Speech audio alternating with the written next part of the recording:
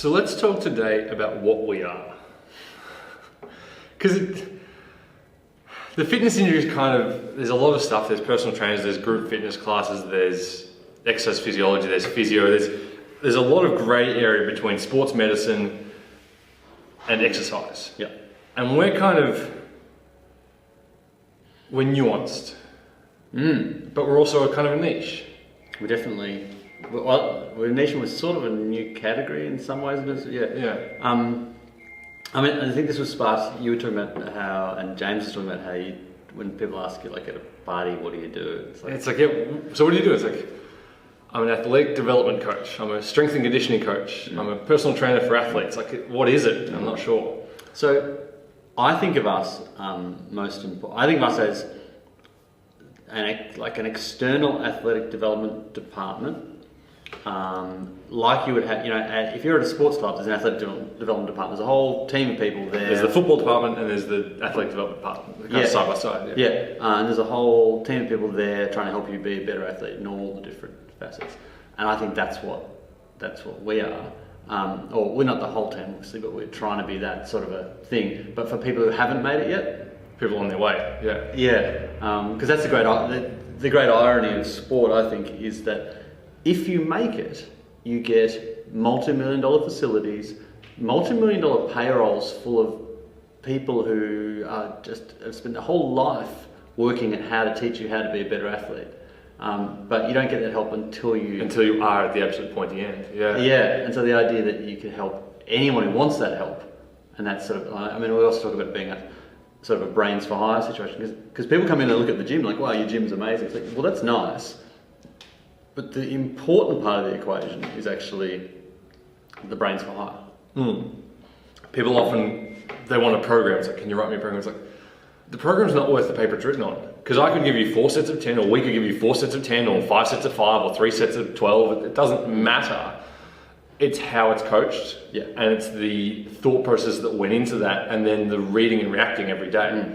That's the bit, that's where we're brains for hire, is that I'm really sore, should I push it, should I not push it, do I need massage, do I need physio? That's where we sort of come in, it's like guide and direct, I suppose.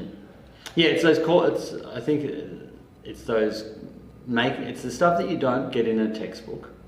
It's the stuff that you're not going to learn. You can't Google. Yeah. It's ungoogleable. Yeah, it's just learning those reads on a situation. I think that's one of the most, there's so many fun parts of our job. But like we had one of our WNBL girls yesterday who was a little bit tired, but she'd been sick the week before, and it was this delicate balancing act of pushing her enough that we're not having the strength that we built over the off season evaporate, but not pushing her so hard that we either push her back into a bit of sickness or we over fatigue her nervous system and she can't perform. Just trying to tether with that super compensation graph. Yeah. And the analogy I made to her was when you're trying to return, if you've got a normal level of strength, let's say that's squatting 80 kilos, that's a good squat for you. Trying to return to that, so sometimes it's a bit like you're driving a race car on an icy road, and you've got to go as fast as you can, but you've got to be careful. If you go a bit too fast, then you slip out and you're worse than, it's that balance. Yeah. So I think that's a lot of what we do, is knowing how hard to push when. I think that's a big part of the fun. And I think the majority of that is based on your experience. Yeah. Like, I think I'm getting better at that, and James and all the coaches here are getting better at that, but you guys are getting amazing at it. Like, it's really cool. But I had to learn it the hard way over 25,000 hours. Yeah.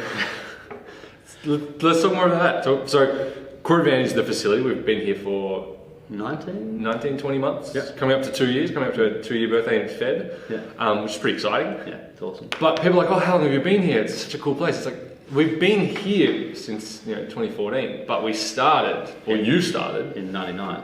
Yeah. 1999, when I was 8. So it would have been great, like 3.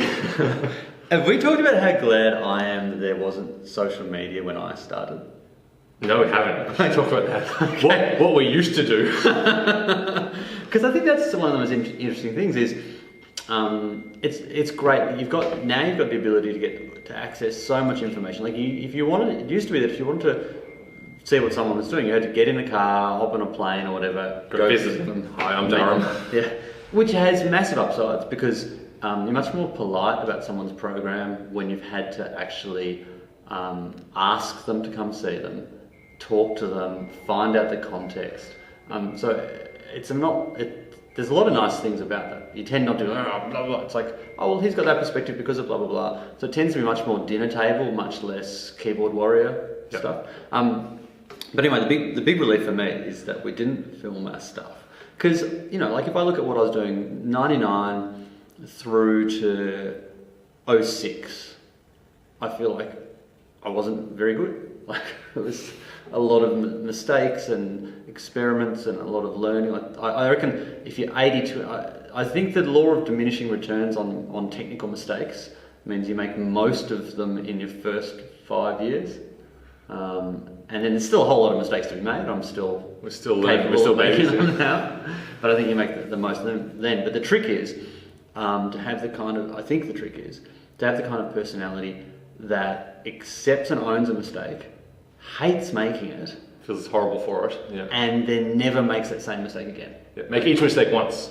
And I think I've been reasonably good at that. Not at all perfect, but I'm pretty good at making a mistake once and then being comfortable enough in my own skin to dissect where I went wrong, rather than to just paper it over and go, whatever, move on. Stuff happens. Yep. But still the biggest thing in all that was just the mentoring I got from Bruce. He helped me sidestep 20-year mistakes by just going, hey, when you're doing that, you should think about this. And I'm like, so that was amazing for a young guy to get that. And it's played a massive role in the development of this place. Yeah, huge. Yeah. So, bit of a waffle and a bit of talk about your history. Why do people need us? Like, what is Core Advantage? We're an athlete. We're external athlete development company. We're brains of high. We're helped to steer you through the bends in your athletic career and get you on the right track and keep you on the track. Yeah. I think the biggest need is to compensate for the fact that our bodies weren't designed for the demands of modern sport. I think we look at really evolutionary. Take kind of a 10,000-foot view and look down on the situation, because the situation is we evolved to hunt and gather, run in fields, basically in straight lines, straight-ish lines, lines on random terrain in bare feet. Yeah, or some form of sandally thing. But we didn't evolve for these hard sports with a really high friction coefficient where your foot really grips. Like, you can't do it. The kind of a cut you see in sport is actually impossible to do in bare feet. It just hurts. Yeah. You just don't do that. So I was thinking about it the other day. It's a bit like if you take a tennis racket, we're going to make a video of this. I think this is the idea. Okay. You take a tennis racket and you hold it by the wrong end. You hold it by the head and you try and play tennis with it. You can actually do it, but it wasn't designed. Yeah, it's a very ineffective way to play tennis. Yeah, and I feel it's a bit. It's a mixed metaphor, but I feel it's a bit like that, where we just weren't designed to play these court sports with hard cutting. 90-degree cuts just aren't part of what we're designed. And even field sports with cleats. These beautifully manicured ovals that are nice and flat and nice and firm, and then you can really dig in and cut hard. So we're remarkably robust, but also the human body's amazing, but it needs to be trained the right way. And I think where we come in is, we are giving that sort of design upgrade where we're making the bits of the body that break stronger. And most of that we learned from physios. I mean, that's why they're the ones that are great. They're kind of the first on the scene at deconstructing where the body failed, and then we learn from that. And then we make the people do the homework. We make the athletes do the homework. So we're like wish they could make. The physio sets the homework, and then we make sure it gets done. I think fundamentally that's where we are in the business of providing upgrades to the human body, so it is safer and performs better, whatever the sport and whatever the athlete. So it's just finding where are your weak points and what do you need to work on. Yeah.